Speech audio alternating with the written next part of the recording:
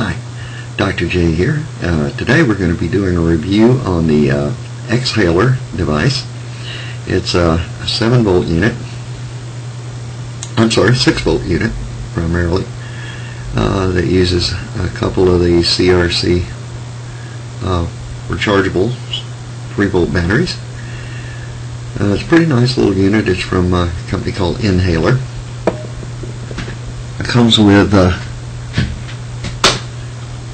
charger and a couple of the RCR batteries. Now these batteries are supposedly 3 volts each, and they're slightly larger in diameter than a standard 14500. As you can see them, so I can get them up there a little closer. A little bit larger in diameter. Now, per the instructions, it said to put the positive side up, the little button side up. However, I could not get that to work properly, so I'm putting it down. I can't imagine that the polarity would make much difference. On their website, they say that they're out of stock. I don't know if they no longer make them. I bought this one from a guy named Jeff B. off of Vapor Talk. It's used.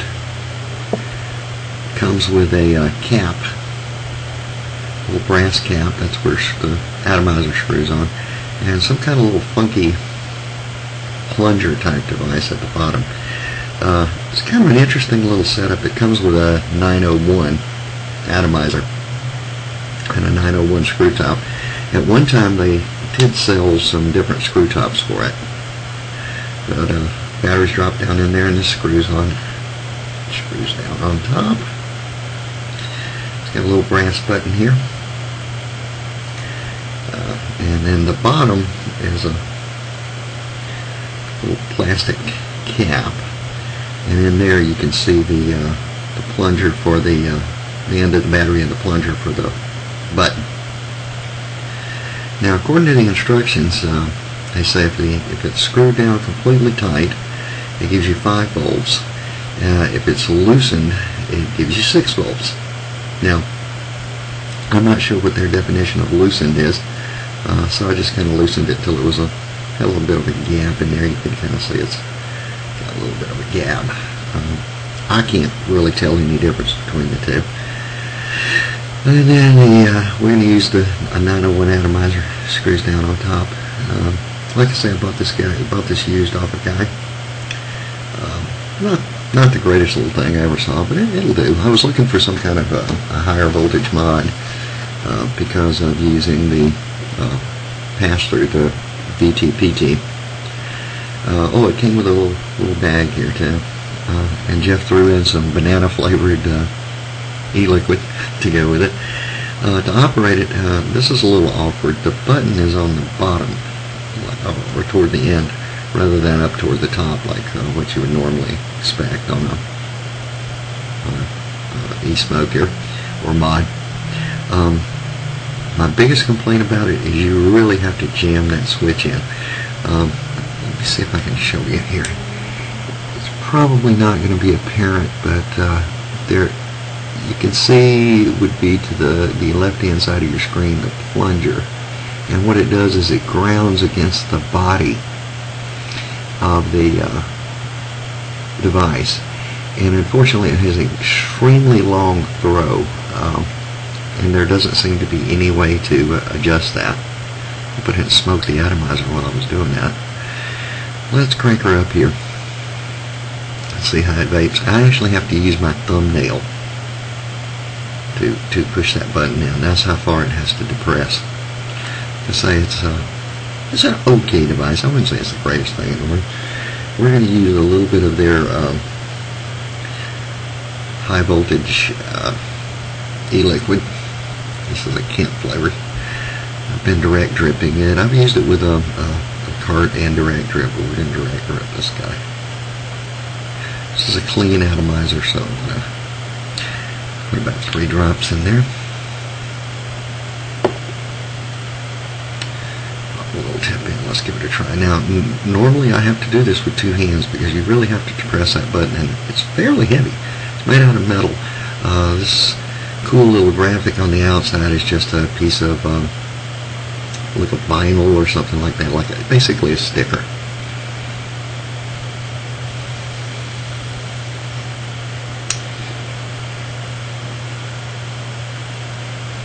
Good vapor production, good throat hit.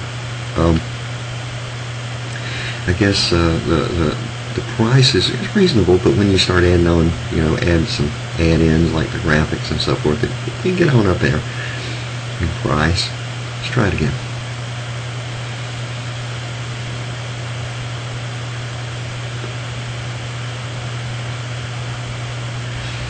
Nice hit. You can definitely tell it's a high voltage unit.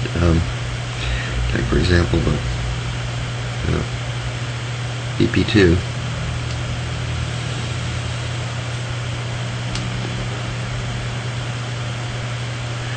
You definitely tell the difference in how good it hits.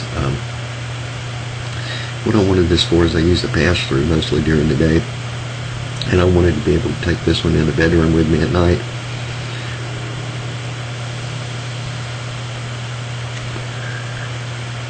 The battery life is okay. It's not great. 3 hours maybe tops. These are 700 milliamp batteries. I do have some new ones on order. These could be marginal. I don't know how long Jeff had the thing, but I'm not complaining. He sold it to me cheap. What I did do is I bought from the Xhaler company, I bought a 901 to 801 adapter. Then I added the one that came through my pass-through, so now it goes from 901, 801 to 510. But I found that just seems to draw a little better. I'm not a huge fan of the 901 atomizers. I think this one's got some juice in it. Let's try.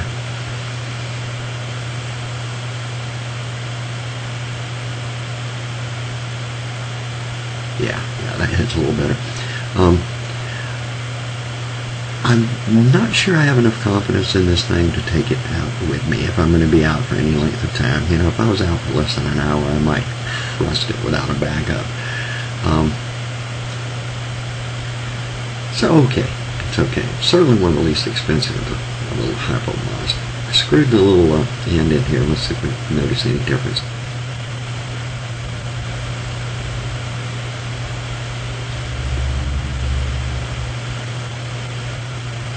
Personally, I don't notice any difference.